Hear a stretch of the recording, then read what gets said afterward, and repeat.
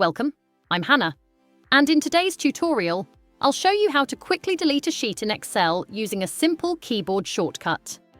If you've got a sheet that you no longer need, this shortcut will help you remove it in no time. Let's jump right in. First, select the tab of the sheet you want to delete.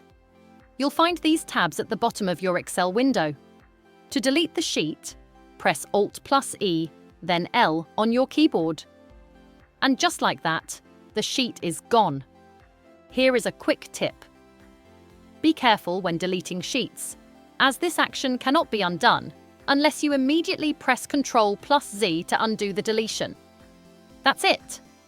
Now you know how to quickly delete a sheet in Excel with a keyboard shortcut.